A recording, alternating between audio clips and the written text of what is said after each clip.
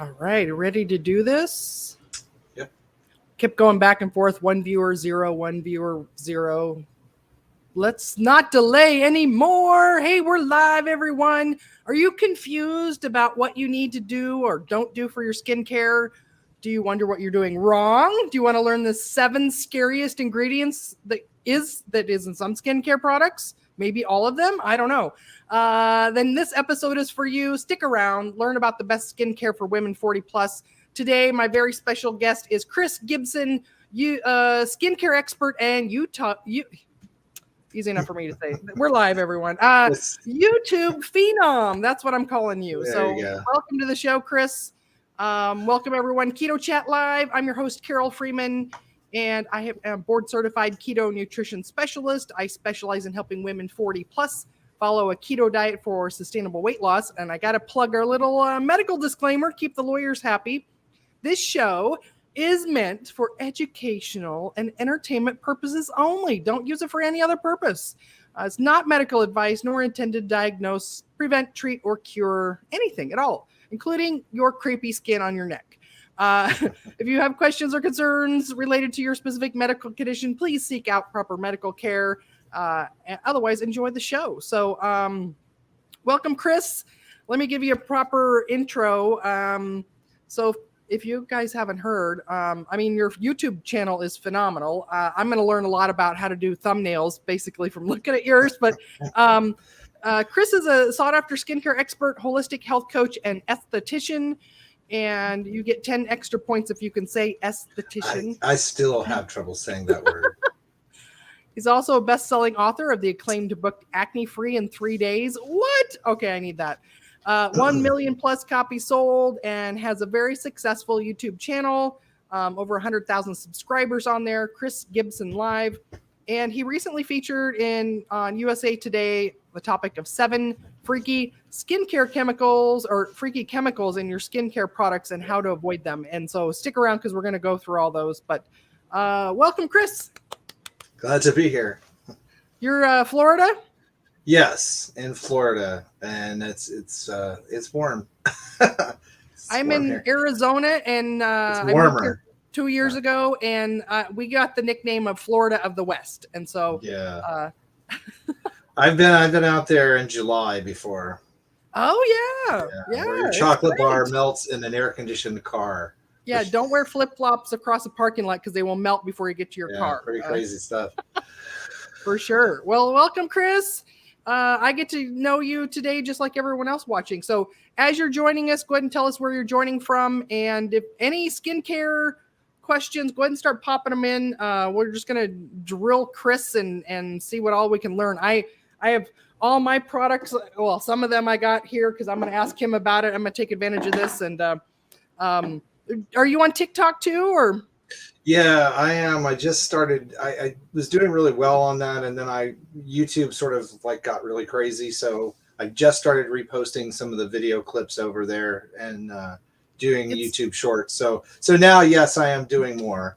I don't know why. It's so hard to keep up with all of it. It's a lot. I thought you were coining a new platform when you talk. Maybe that's the YouTube shorts they're trying to do, right? Yeah.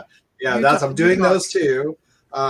So people really like those because they're tip videos and stuff. So, I'm going to I'll admit right up front that I'm a lazy face care person. I'll admit right here, I don't wash my face before I go to bed. And I think I've just been pretty lucky genetically.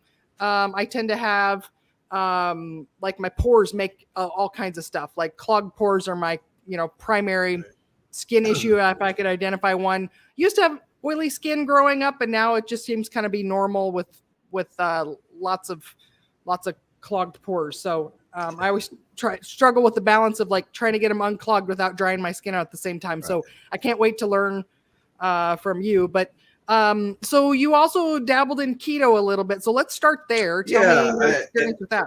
Actually, it will pull the how I got into skincare. That partly played a role in that. It wasn't called keto though at the time because this was back in the 80s. So I had a lot of skin issues growing up. It started as 11, and just didn't go away. Nothing we did with the dermatologist, antibiotics, Accutane, everything, we threw everything at it. So the basic thing was to try to keep me from having any sort of scarring because I had cystic acne.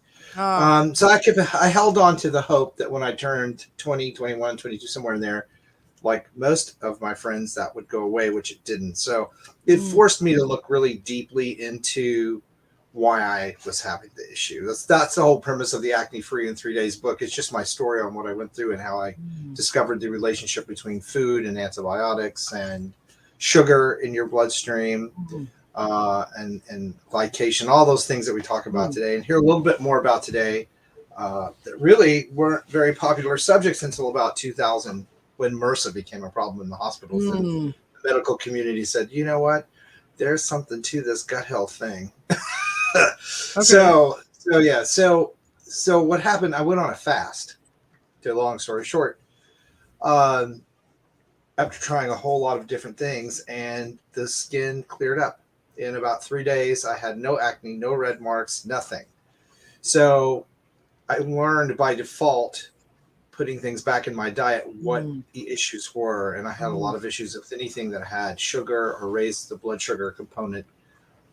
For me, for a really long time now, I can fall off that wagon now and it's not so bad. But so I did what we would call keto, almost kind of an Atkins-ish lifestyle for a really long time. Because I didn't want my skin to break out again. Like, I didn't know that it wouldn't come back and be as severe. And I was always worried that if it did come back, I wouldn't be able to fix it again. So I learned about how that all worked with the body. And then as I got older and started working with people as a holistic health coach, obviously we saw the implications of that in obesity and the trouble with weight loss. And Atkins wasn't working a lot very well for a lot of people for whatever reason. And I think we kind of know now why, some of the carbohydrates and things that are in it. But it's like paleo and keto seem to work really well for people. So, I have friends that have tried numerous things to lose weight. And really, it's not about losing weight. It's just sort of staying in balance. And keto seems to work really, really well for them. It helps them stay in balance and not lose too much weight, where Atkins, the problem was you kept losing the longer you stayed on. So you went past your mark where you wanted to be and you got too thin. So keto seems to help people manage that a lot better. And it's not as strict.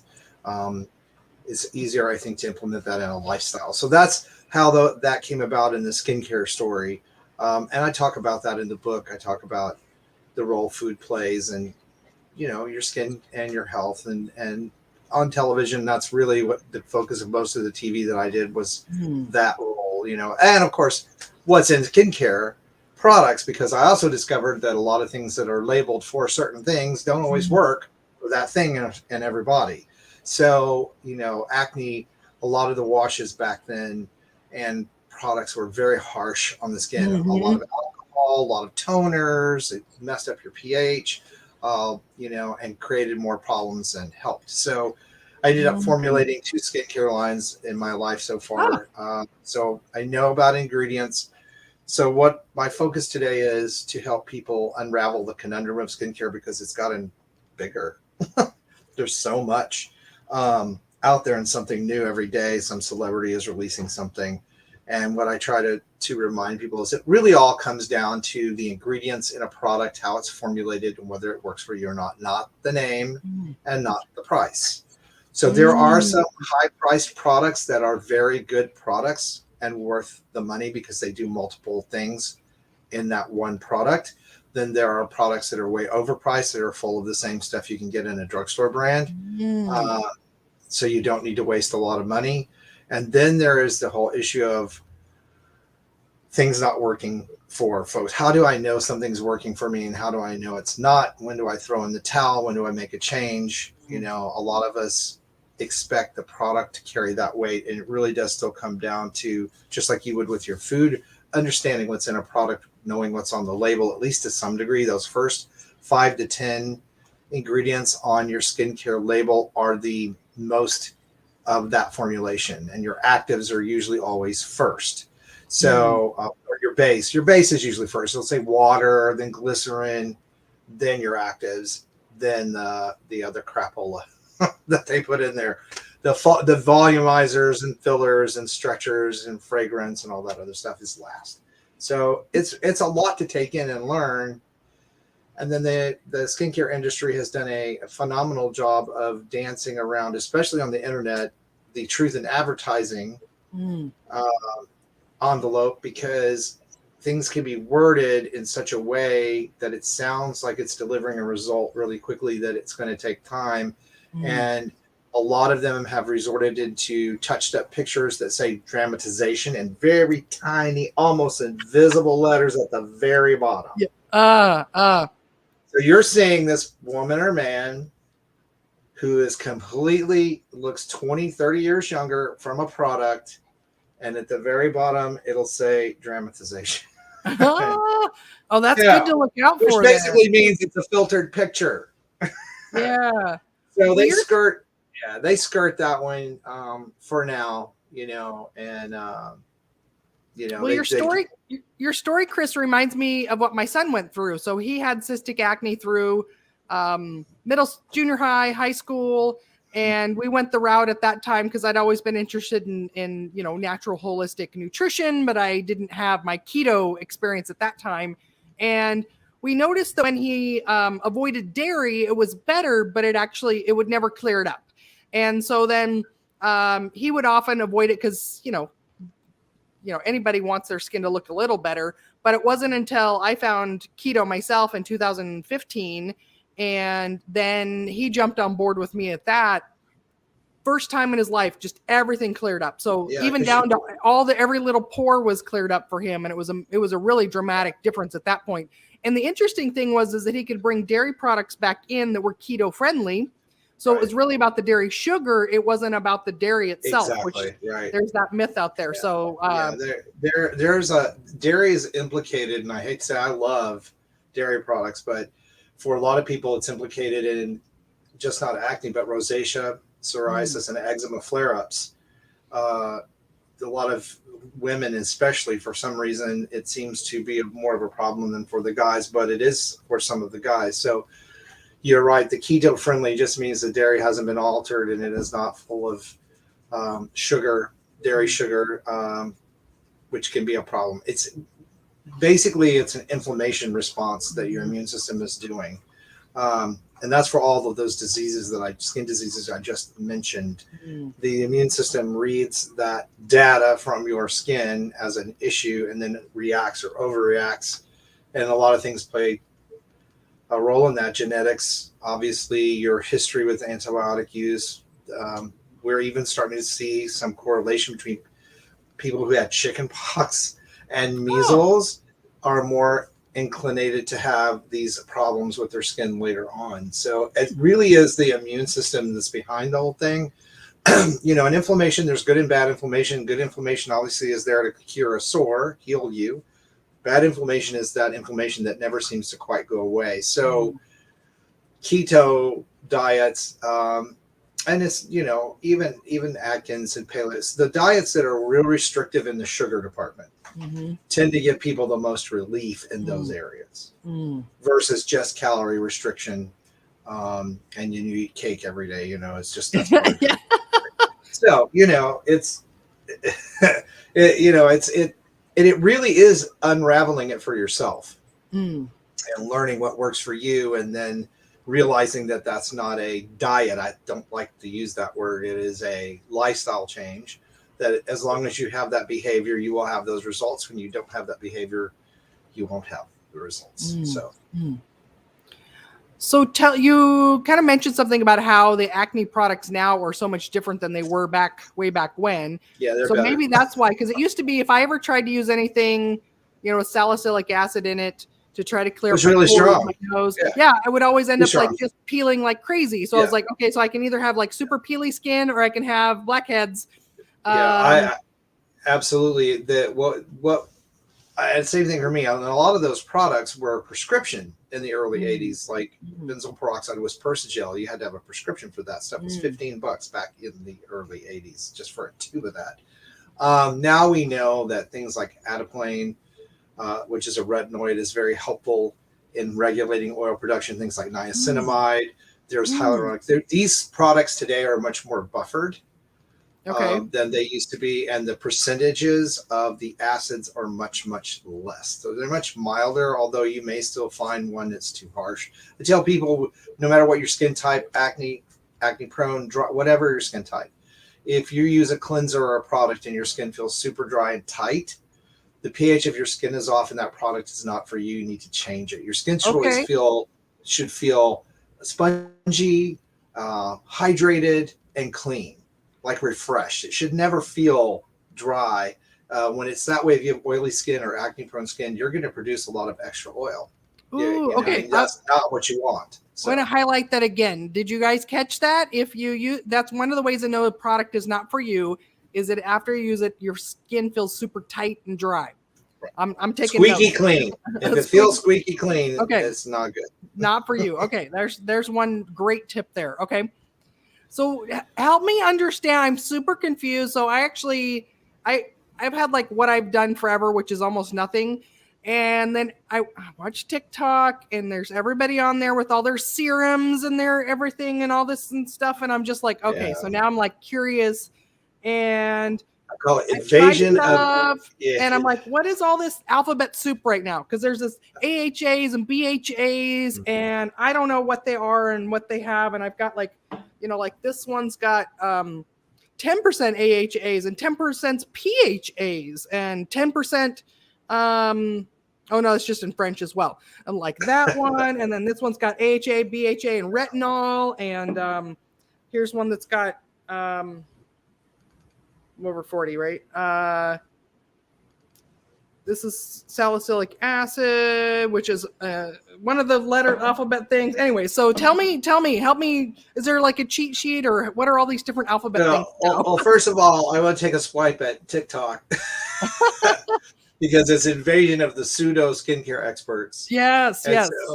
So one of the reasons that a lot of us that are skincare experts have started doing TikTok to sort of try to offset some of that crazy stuff that you see. But the skincare acids, I mean, that's a lot that you just brought forward.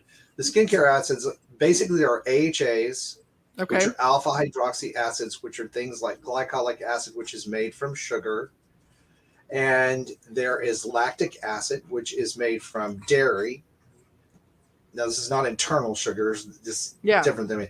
And what those acids do is help release the bond between the old skin cells on the surface of your skin and the new skin cells underneath. So they help speed back up that cellular turnover that slows down as we get older. And that's where we get the dull skin and the larger looking pores and that sort of thing. That old skin needs to come off. So starting in your 20s, that starts to slow down. And that's when people start to notice the difference in textured skin. The PHAs, or polyhydroxy acids, are similar, but a little bit chemically different in that they're much milder. So if a person is trying to use glycolic acid and they're having a lot of redness and irritation, even if the lower percentage is even like 5%, then a polyhydroxy acid might be a better choice because it's not going to set off the alarms for your skin. So you really always have to let your skin sort of tell you. Glycolic acid, been around a long time. I got completely away from benzoyl peroxide, completely away from salicylic acid, although that's not it. I'll talk about that in a minute. Because glycolic acid at a 14-15% for me worked very, very well with my skin, with my pH. It helped reduce a lot of the blackheads, a lot of the clogged pores. Even though I'd gotten rid of the acne, it really did help clear that up. And I've been using that consistently since I was 23 years old. So I'm 58 now. That's 35 years. So that's a product. When someone tells you they've used a product that's worked for them for 35 years, that's a good product. So you said that's a glycolic acid you use? Glycolic acid, yes. So the salicylic acid is a BHA, and it's a little bit different, beta hydroxy acid, and it's helpful for people that have like blocked pores. And what it does is it's able to actually be absorbed down into the pore a little ways, not all the way, but it helps dissolve sebum that collects around the root. Every pore has a little hair in it, whether you're bald or not. Every pore has a tiny little hair in it. So if a little piece of skin cell gets stuck down there and that sebum is thick and surrounds it, you get a plugged pore. For some people, that turns into a bump, an acne breakout, what have you, but that is the process. There is no other process. That bacteria gets trapped in there, you get a bump. If you don't have bacteria trapped in there, you get like a blackhead or just a blocked pore. So BHAs, salicylic acid, help dissolve all of that stuff. Okay. But doesn't need to be a high percentage like it used to be in products. Now, you see it like 1%, 2%. When we were using it or when I was using it back in the 80s, it was 5 and 8%. That's really strong. So that's why I say the products have evolved quite a bit. And a lot of that's dermatologists got in the middle of that and started producing their own products based on what they thought Proactive and all that stuff came about. So that sort of changed the game for the over-the-counter products. For anti-aging, the glycolic acid, more so than anything else, is very, very important in a skincare routine for exfoliation. And if you have what people call orange peel skin, or you have bumpy skin or chicken skin, then a wash with the lactic acid and salicylic acid is going to be most helpful in dissolving those and helping to get that bumpiness to go away. So each of those acids has a role.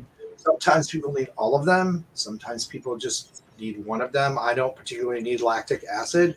Glycolic acid works very well for me, but I have clients and people who write in with their skincare issues, and we talk about what particular acid might be better for them. So then it sounds like maybe you start with one and then you add more if needed. Is that? If needed. Yeah, it depends on what you're trying to correct. For most everybody, glycolic acid serum is a really good idea because it does help speed up that cellular turnover during the day. Retinols, which I'm sure we'll get to, retinols are really for more at night. Not to be worn during the day because the sunlight breaks them down and there's more risk of irritation on your skin when you have them on at that point. So an exfoliation can be done through those or mechanically. You can use something like a Buff Puff Gentle Sponge or some sort of exfoliating cloth. I'm not too big on scrubs because they tend to tear people's skin. However, a sugar-based scrub or a plant fiber-based scrub like bamboo, plant material can work very, very well. You just don't want those little plastic shards or broken peach pits and shells because they leave tiny little scratches in your skin. You can get more trouble. Those can cause telangiectasias. There's a word for you. Yeah. Which is called spider veins.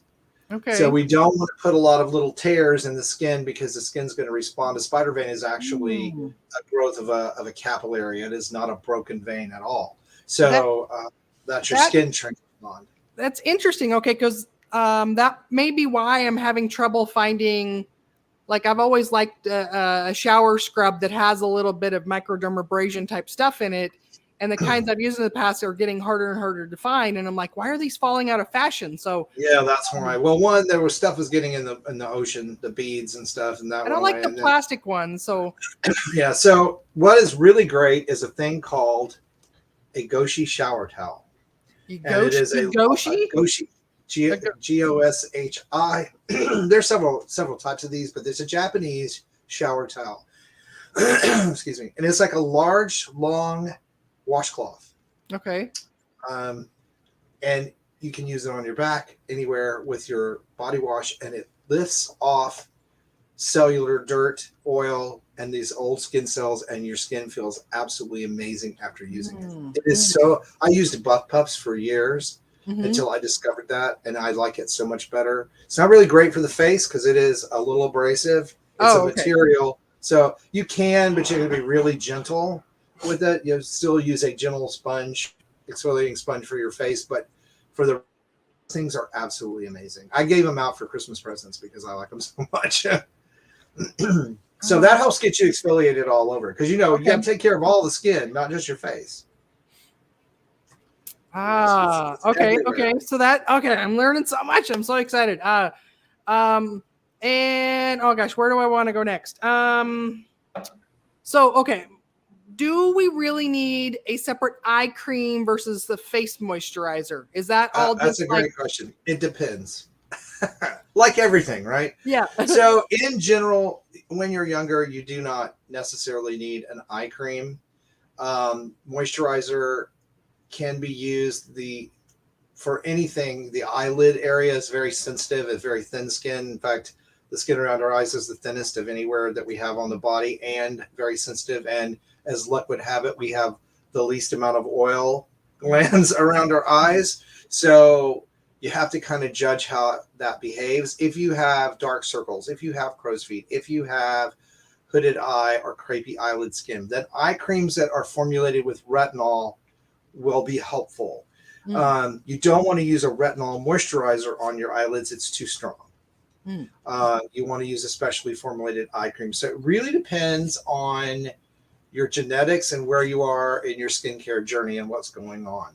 If your eyes look like the rest of your face and you don't have a lot of wrinkling underneath the eye, moisture, your other products being used, not on the eyelids, obviously, can be very helpful, and you may not need an extra eye cream. So there's a lot of controversy. There are a lot of YouTubers and TikTokers, dermatologists that say eye creams are say what I just said.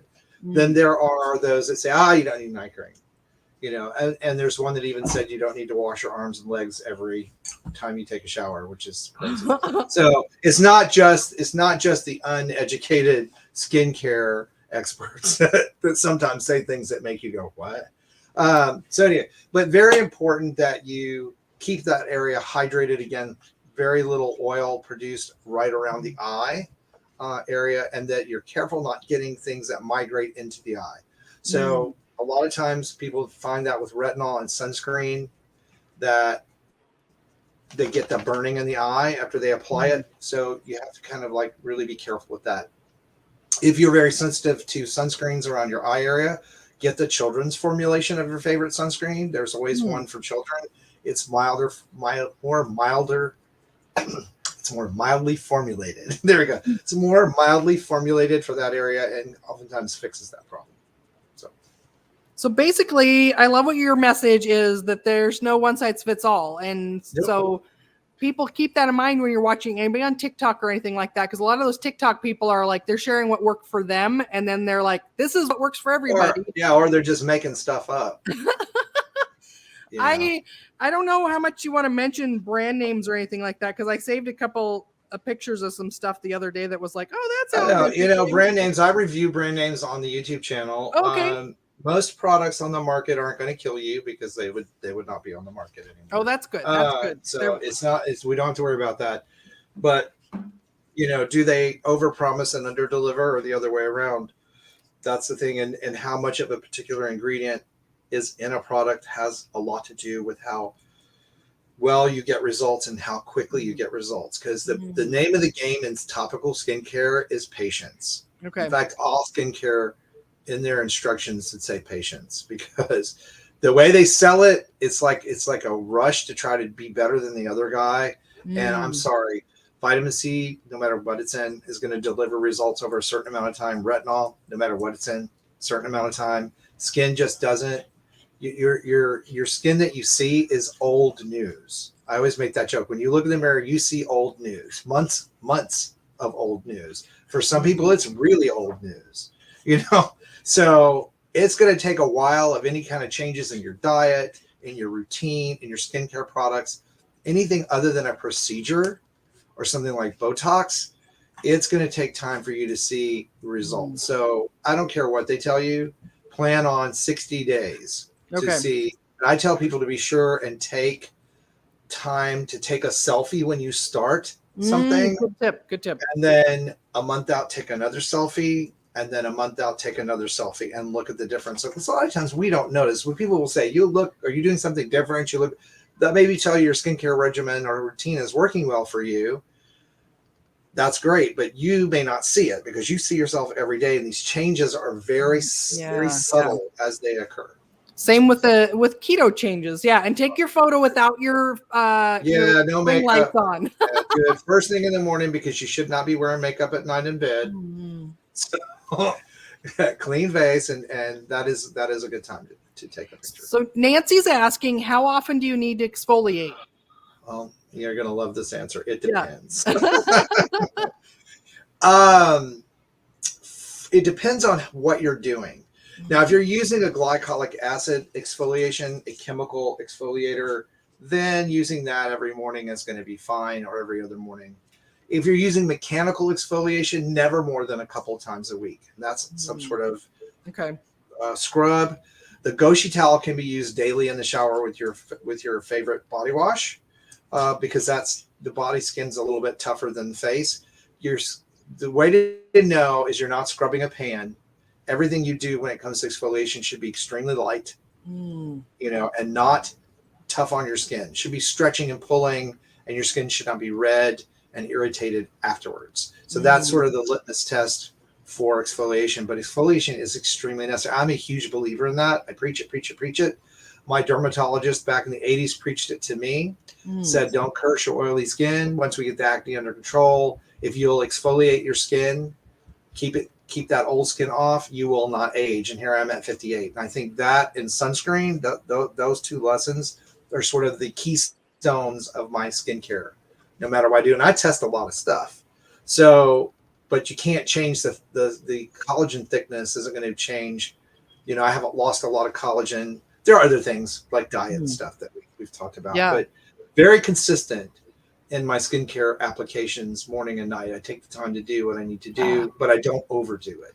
So you're inspiring me. I'm 51, so if I want to look as good at you in a few years, I'm going to have to start putting a little bit of time and take care of my skin a little better. So it will respond. I mean, skin does respond. It can be pretty amazing what can happen if you're very consistent. And if you throw in there changes to if you're not an active person, if you become more active, and if you change your diet to lean more towards healthy foods, there was a study just came out in October called the Health Got, the last part's GOTT, that they did a clinical study, did a lot of clinical studies during the pandemic because people were home, needed to make money. So they did them.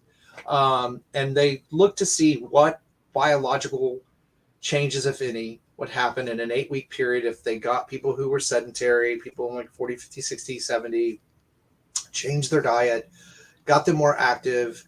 What difference would that make? And so what they found was that it made a 3-year difference in biological aging in just 8 weeks. So it rolled back that much time. So it's difference between chronological and biological age. Yeah. Even the medical community does agree, that there's a lot of agreement in that.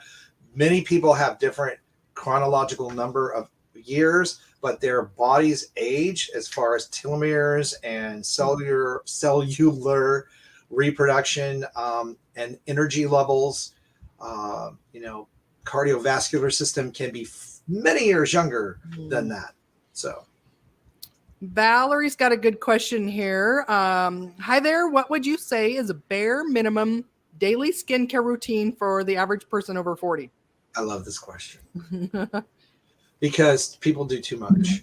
So here are your must-haves over 40, and it fits for if you're 50 and 60, really onward. Your base routine is a good hydrating cleanser. Then you want a vitamin C serum. And the reason we want vitamin C serum is because we want that antioxidant solution on our skin to help repair damage, help brighten and keep even the melanin production so that we reduce, age spots and hyperpigmentation issues. Then a good peptide complex, like Inky List, Collagen Booster is the one I use. I tell people I would take a bath in that stuff if I could get it in a big enough thing. And those are amino acids that your skin needs to produce collagen that we produce less of as we get older. So that's a very helpful. Those are 2 water-based serums that are not going to have a lot of, you may get a little redness when you use a C serum. You may need to knock it down to a lower level. 15% is usually about where most of them come in. You may need to find like an over-the-counter, the one that's sodium ascorbyl phosphate versus L-ascorbic acid. So if you see a percentage on if you see a percentage on a vitamin C serum, that is indicative that there's L-ascorbic acid because they don't use that on the sodium ascorbyl phosphate. kind, which is much milder. But vitamin C serum necessary. Then a good light hyaluronic acid based moisturizer. Now, if you live in arid areas like you do, you want to make sure you're not putting just hyaluronic acid serum on your skin because it draws moisture. And guess what? If you live in a really dry climate, it's going to draw it from your skin, and we want moisture to go in the skin. So it's good to use products. Neutrogena Hydro Boost is one example, but there are many. A good cream, light daily moisturizing cream. It can have SPF in it as well, because that's the next thing I'm going to talk about.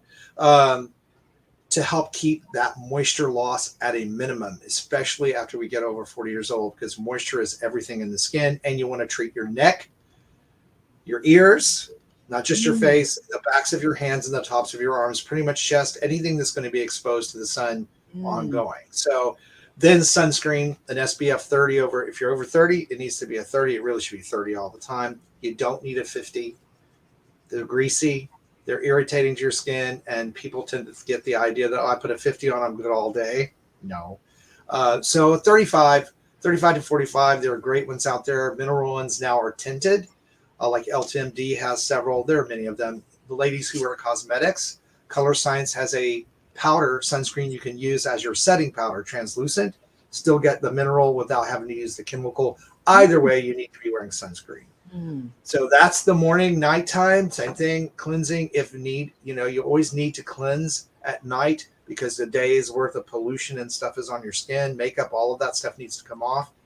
If you have dry skin and you're cleansing at night, you may not need to do that in the morning. You may just need a warm washcloth. When it's winter here in Florida, that's what I do. Is I go to bed with my skin clean and retinol on. I come in the morning, I just sort of rinse it off and use a warm washcloth to open everything up. I don't really use a cleanser in the morning, so that's okay. Nighttime, again, you can use peptides, again at night. Then a retinol moisturizer, very important, or bakuchi oil if you are having trouble with retinols being irritating. Bakuchi oil is it's an herbal antioxidant. It's very strong. It's a very good serum, but it doesn't irritate people's skin. But that's what you want. You want that repair product on your skin as you're sleeping during your nighttime. Your body's going through a repair cycle, especially your skin. It's very helpful. And a nighttime moisturizer, again, it can be hyaluronic acid based. If you have dry skin, you want one that's got ceramides in it, like something like CeraVe's nighttime moisturizing cream. So you need a little extra bump, a little thicker something going on if you have really dry skin. And that's really it. I mean, that sounds like a lot when you talk about it all, but it's really 1, 2, 3, 4 during the morning and 1, 2, 3 at night. Okay, so to recap, hydrating cleanser, so morning routine, hydrating cleanser, vitamin C serum, peptide complex, and hyaluronic acid based moisturizer. That's correct. Right? Okay. And then night you're a cleanser again, the peptides, and you said then a retinol moisturizer or a BAKCHIOL. Bakuchi oil. Okay. Yeah, it's a very hard word to say for me, but anyway, that is bakuchi oil. We'll see if my auto transcriber service. It's BAKCHI. Oh, well, now I can't spell it. KUCHIOL. There you go. Kuchi oil. Kuchi oil. There we go. Bakuchi oil. There we go. Charcuterie oil. Yeah. There you go. Well, I currently use for my moisturizer, I don't know, you can't see it here. A Cure, it's I don't know if it's all natural, but it's one that I find that agrees with my skin. I don't know that it's got Circa and argan oil. Argan oil is very good as a moisturizer. And that's an oil, so yeah. Yeah, so I don't think it has any of the You may see sodium hyaluronate. You may see the scientific names for some of the salts for hyaluronic acid rather than the word hyaluronic acid. If you're using that, it's usually in things. It's more rare that it's not a component of a moisturizer anymore. Okay. But if the moisturizer is working well for you, then you don't need to change it. Those are just my recommendations for if someone were to come to me and say, what do I really need to have? Those would be the things. And it's, it's like $20. It's affordable. Yeah. And sure.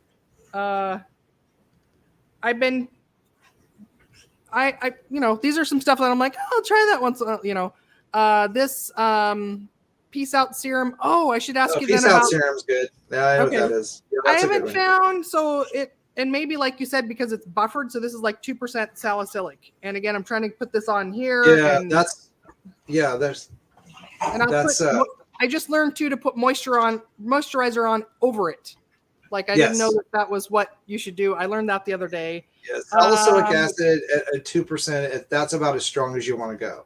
Okay. For that. I haven't found the magic, but I think that I need to do the exfoliation as well as what is probably what's keeping my pores from magic. Yeah, I would recommend that you try using a glycolic acid product if you don't have one, and then get yourself a Buff Puff Gentle sponge for the face and use that every.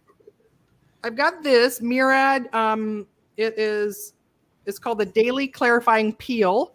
And this is something I bought a long time ago. And then I was watching some stuff the other day and I was like, oh, maybe I should. Oh, I have some stuff that has that in it. So it is, where is it? Okay. It's, oh my gosh, I'm going to have to put my glasses on. Glycolic acid. Yeah. Glycolic acid, salicylic acid, and a retinoid. Okay. And so I've been using that like once a day. Yeah, that's fine. Once a day is good.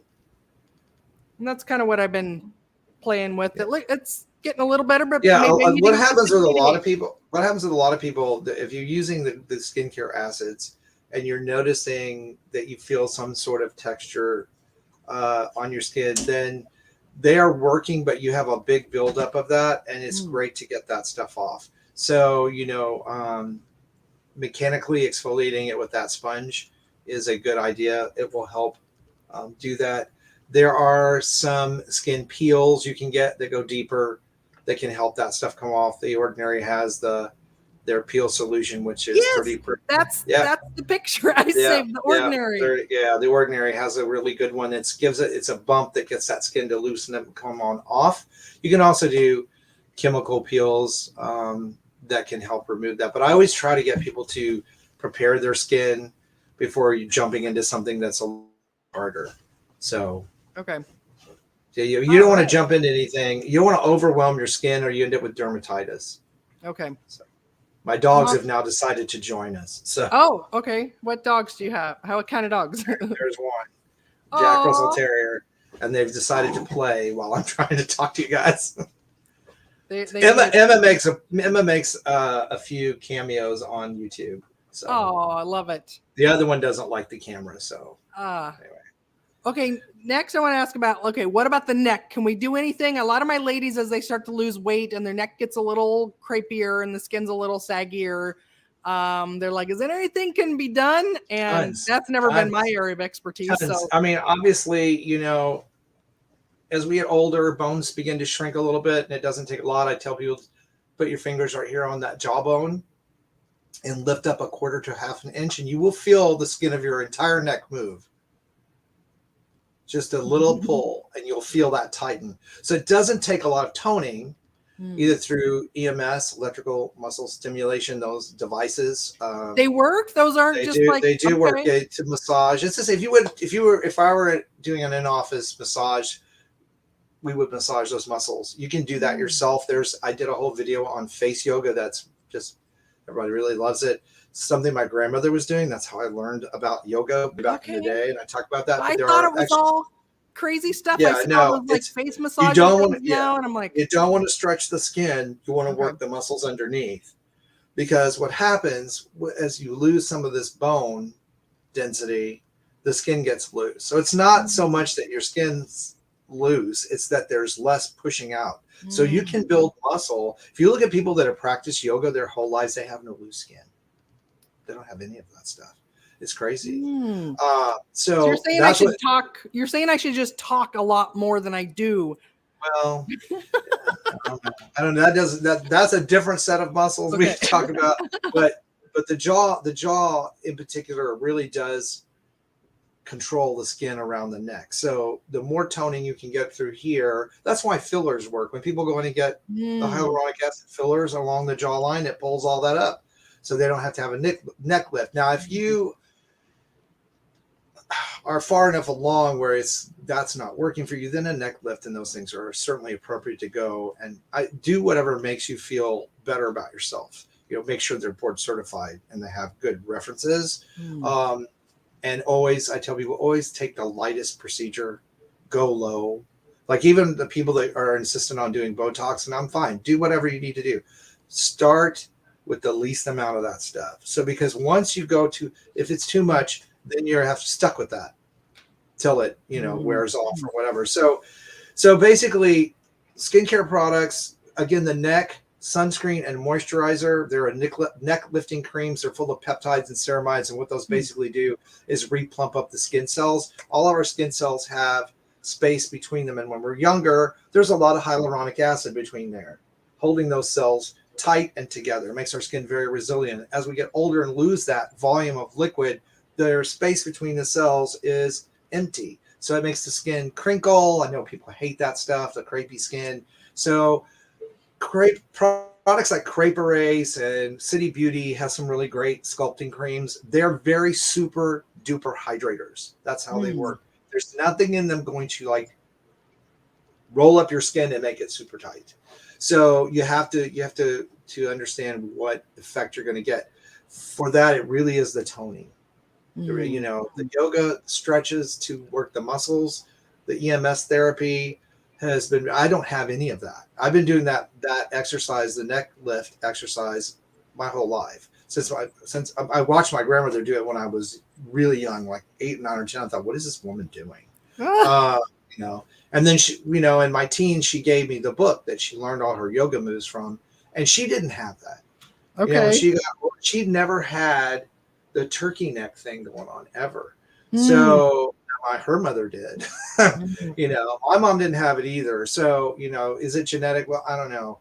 My mother had more of that thickness that my grandmother did not have. My grandmother had her jawline her whole life. So I think that yoga, I'm a believer. I do it. I'm telling you what I do, and I don't have any of that. Yeah. Loose.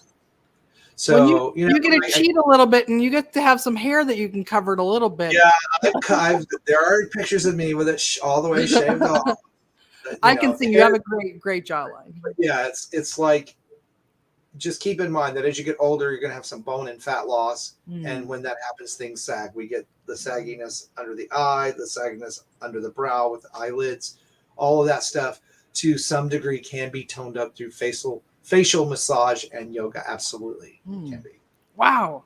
Okay. I know I see all those roller things in the store now and all the other stuff, and I'm like, does that even work? But all right, apparently it does. So, well, Chris, are you ready to share with us the 7 scariest ingredients that how to avoid them? This is an intuitive thing because there's about 30 actually. Okay. So intuitively, based on what we've talked about and the type of questions that I saw, the first thing that people need to be aware of is look out for alcohol in products. Now, I want to explain this very carefully because not every time you see the word alcohol is it bad. There's ester alcohols, which actually are fatty alcohols that your skin uses. They're hydrators. They help skincare products work very well, and they do not dry out your skin. But when you see denatured alcohol or just the word alcohol, that is the astringent alcohol, like we think of rubbing alcohol, and it's very drying. And if you've got dry skin or you're over 40, you're in your 50s, so you do not need alcohol in your skin. The same thing I would say with if you wear cologne or aftershave for the guys, no alcohol. You want to wear cologne. I like Dr. Dre. I love her. She talks about spraying it on your hip or putting it on your hands and patting it other places besides your face and your neck, because you don't want that, right here in the shoulders is good as well. You still get the effect without it being on your face. Another thing are sodium lauryl sulfates and sulfites. These are detergents. The same thing in the car wash, the same thing in your Tide detergent. Granted, not as much. It's a very minuscule amount, but oftentimes what I see with people after their 30s is that shampoos, body washes, and face washes that have that are too drying. They give that squeaky clean thing that I was talking about. Strips a little bit too much. So try to find products that don't have them. A lot of the bigger brands now, like L'Oreal, have sulfate free. That's what they're talking about. So if you have a problem with hair dryness and brittleness and dry skin, you really want to stay away from those. Okay. The other is mineral oil, which can be a pore blocker for a lot of people because it's left on the skin. It becomes a problem when you have oily or acne prone skin. It can actually exacerbate that problem. I like that word, exacerbate that problem, and make it worse. Another one is fragrance, because the FDA does not make skincare companies or labs tell you what's in the fragrance. So you don't know if it's organic fragrance or if it is, made up of beaver extract. Oh, yeah, you have no idea what you're putting on your skin. So if you have sensitive skin, fragrance is not an issue for everybody. You don't need to throw stuff out. It's not going to kill you. But if you're having dryness, check your products for fragrance. I had a body wash that I used for a long time, and suddenly I started having rashes after the shower. I thought, that's odd. I'm not testing anything. Nothing's changed. Went to a different fragrance-free, which actually naturally fragrant body wash, and I don't get that rash anymore. So you got to watch out for things like that. Then the other things, a lot of talk about sunscreens. I'm going to round these out with the sunscreen chemicals. There are chemicals that are bad for the oceans and not bad for you, and there are chemicals that are bad for you and the oceans, and then there are some chemicals that are not bad for either. I prefer mineral sunscreens or the hybrids, which are mostly mineral, but with a little bit of a chemical, usually avobenzone in there, which doesn't affect and alter hormones in humans. That one's bad for the oceans, but not bad for you. So don't wear it in the water, but you can wear it as a sunscreen. So you get a bit of both of the type of protection, the absorbed kind and the reflective kind from mineral. Mineral sunscreens have come a long way. Octinoxate is one of those chemicals you want to stay away from. And oxybenzone.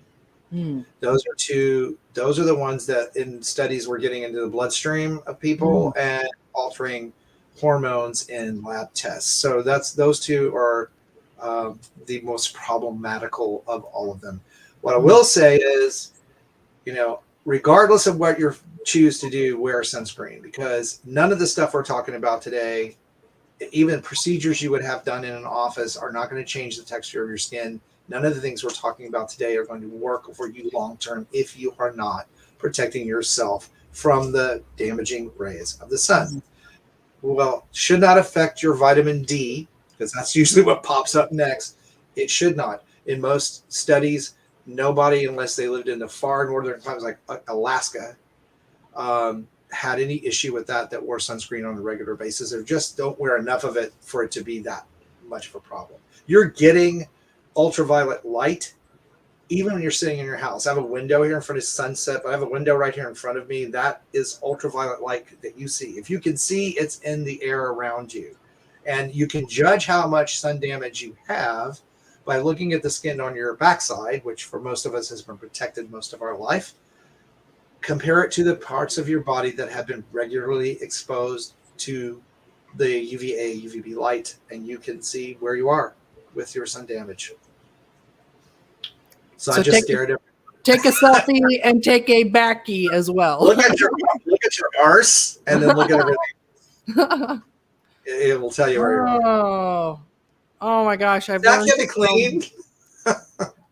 What's that? I kept it clean. Yes, yeah. What is that? What they call it in like Australia or something? No. Yeah. That is a nice way of saying the other word. So. It's your show, so I'm not going to. You're behind. Well, it's interesting. We probably say the real word and not get flagged. On YouTube, if we said the C word, the thing we just went through. Yeah. Health wise, we'd probably get more censor than. Yeah. On YouTube it's great because I can say that stuff. It all is in the context that you're using something anyway. But basically, it is a really good way. It's also a depressing way to judge where you are. So your skin can recover.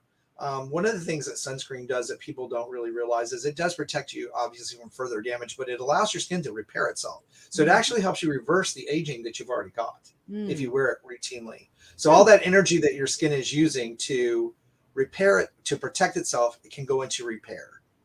So very, people have sunscreen, it's protecting me. Well, it is, but it's also allowing your skin to recover from the damage. So. Well, Chris, in wrapping this up, is there anything else that you were hoping I would ask about? I'm assuming you could talk for 75 hours straight. Yeah, I have 500 videos on YouTube full of stuff. Yeah. Anything else in closing, like that you want to share? It's never too late to start. Your skin is never in a state where you can't get some improvement. It's about how you feel. It's not about being younger, because personally, I don't want to look 20. So I'm not trying to help people that are 50, 60 that look 20. I'm trying to help them look happy and healthy, and their skin is healthy, because then that's when it looks best. So your skin can look 20 years younger. You're not going to be 20 years younger, but you can look that. So it's never too late to start. And then if topicals take time. That's the big one. Patience. But if it's not working, go see a dermatologist, go see a professional, get an evaluation. They're usually free. Get 2 or 3 of them, and then make a decision on whether you want to have some sort of treatment or therapy. Because there's light therapies, there's radio frequency, there's all therapy. All of those can go deeper into the tissues, and you can do at home and spark collagen production further down and really, really make a big difference. They cost money. They're going to cost money. But at the price of some of the skincare products I've seen lately, that's a deal, because it's a more permanent solution. I thought of one more bonus question. That's fine. What are some of like your top 3 drugstore brand favorite products, like underrated bargain finds? Well, Alpha Skincare, which is the glycolic acid I've used, was Alpha Hydrox back in the day, with the first ones out. That's very underrated skincare. Their whole line. Okay. So they have everything from body moisturizers. They're fragrance free. They're just great. It's a great skincare company, cruelty free. CeraVe resurfacing retinol serum. Now, CeraVe is one of those companies that's kind of cruelty free. They don't test on animals, but they do sell products in countries that do. So you have to, it's up to you to draw your moral line there. But it's a great product. It's encapsulated. It works as well as some of the high-end brands. And then I would say vitamin C serum, because I preach that so much. Either the ordinary vitamin C suspension 23% or True Skin's vitamin C serum. Those are drugstore priced products. The ordinary is going to be more in the luxe area as far as effectiveness, because it's strong. Some vitamin C serums out there are $150. Don't spend that on vitamin C serum. You don't need to spend $150 on vitamin C serum. And I'll give you a bonus one. For sunscreens, check out Dermatology, or it's DRMTLGY. It's the consonants and not the vowels in the word. They have tinted sunscreens that are hybrids that are awesome. And also Elta MD has some great sunscreens. Color Science, which I mentioned earlier, has the powdered sunscreen. And then for Pure Zinc, Neutrogena has Neutrogena Sheer Zinc for body and face. Those are really good body and face sunscreens, because sunscreen is the really important thing. It really is. Oh, Chris, I've learned so much. I've loved this. This has been really, really fun, and we'll have to have you come back again, see what questions we get for the next round. I'm so excited to take care of my skin better now. Thank you so much. I think you gotta let me know how it goes. Yeah. Oh, excellent. All right. Thank you, everyone, for being here. We'll have another episode next week, and give it up for our guest here, Chris Gibson. Go subscribe to his channel, Chris Gibson Live. Is that correct? Yep, on YouTube. I search for Chris Gibson Skincare. You're going to find it. Oh, yeah. The minute you type in Chris Gibson, I'm the first one on the. It's just kind of crazy, right? Yeah, good job for that. And so anyone watching this, if you're struggling with keto, one of the things we didn't really hammer in is that you need to get your insides clean to get your skin on the outside clean as well. And so I'm here to help. If you need any help with keto, visit ketocarol.com. And remember, share the show. If you found this interesting, helpful, share it with your friend. Remember, help us grow and we'll help you shrink. So thanks again for Chris for being here. We'll see you all next time. Bye.